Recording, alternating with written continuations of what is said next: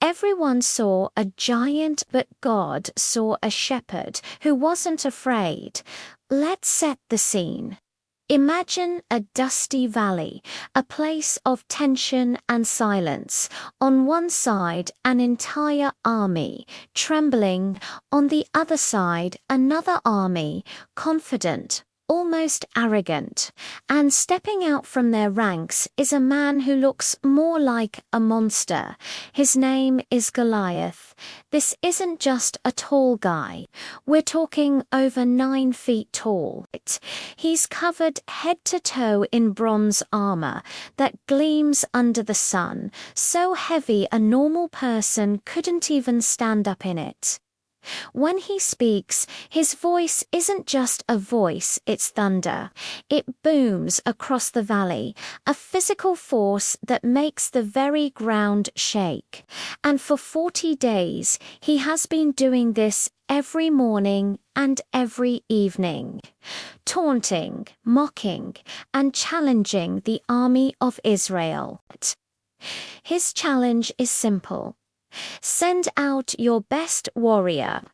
Let's fight one-on-one. If he wins, we'll be your slaves. If I win, you'll be ours. But who could possibly face him? Every single soldier in Israel's camp, from the greenest recruit to the most seasoned veteran, was paralyzed with fear. They saw an unbeatable force, a walking mountain of muscle and bronze. The king himself, King Saul, a head taller than any other man in Israel, offered riches, his own daughter in marriage, and a tax-free life to anyone who could defeat Goliath. But there were no takers. The reward was great, but the risk was certain death. The army's morale was shattered. Hope was a distant memory. The battlefield was a stage for their daily humiliation. Then, into this scene of absolute despair, walks someone completely out of place. He's not a soldier, he's a teenager, a shepherd boy named David. He wasn't there to fight, he was just delivering food to his older brothers on the front lines. He's young, probably still has that youthful look on his face. He has no armor, no helmet, no shield. All he has is his shepherd's staff, a simple sling in his hand, and a small bag with a few smooth stones. When he hears Goliath's taunts, he doesn't react with fear like everyone else. He reacts with indignation. He's genuinely confused. Who is this guy, he asks, to defy the armies of the living God? His own brothers get angry with him. They tell him to go home, to get back to his sheep. They see him as an arrogant kid who has no idea what he's talking about. Even the king, when David volunteers to fight, is skeptical. "You're just a boy," Saul says. And he has been a warrior since his youth. David is overlooked, underestimated, and dismissed by everyone around him. He wasn't the obvious choice. He wasn't the one anyone would have picked. But David's perspective was different.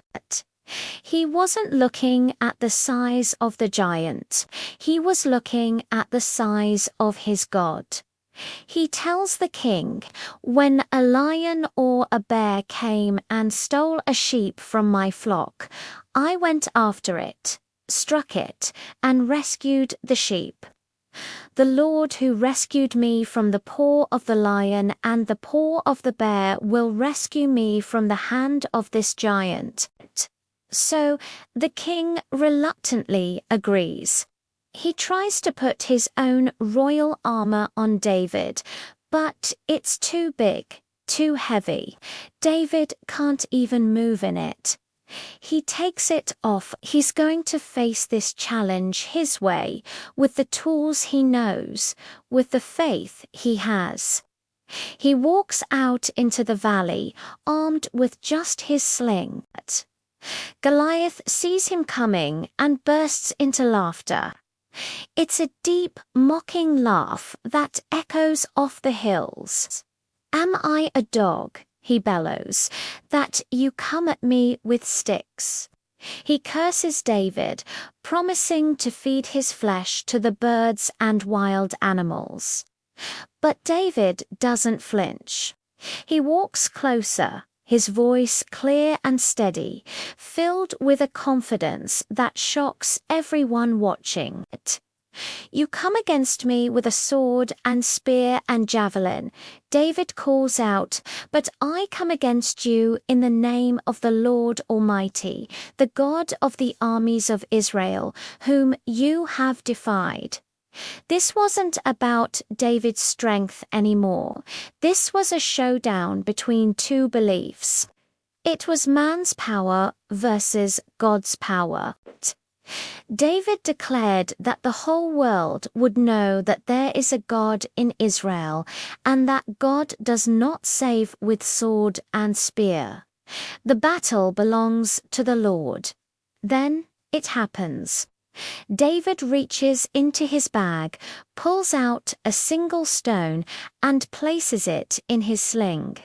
He begins to swing it, faster and faster, a familiar motion he's practiced 1,000 times protecting his sheep.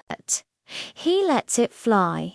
The stone whistles through the air, a tiny projectile against a massive target, and it strikes Goliath right in the forehead, his only unprotected spot.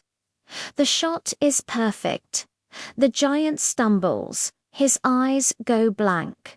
And then, like a great tree falling in the forest, he crashes face first into the dirt. The silence is deafening. Then a roar erupts from the Israelite camp.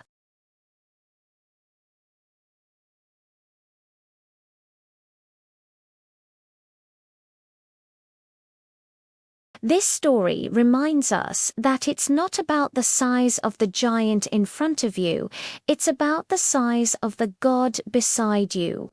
He doesn't always call the equipped, but he always equips the called. If this story inspired you today, hit that like button and subscribe for more content that fuels your faith. Thanks for watching.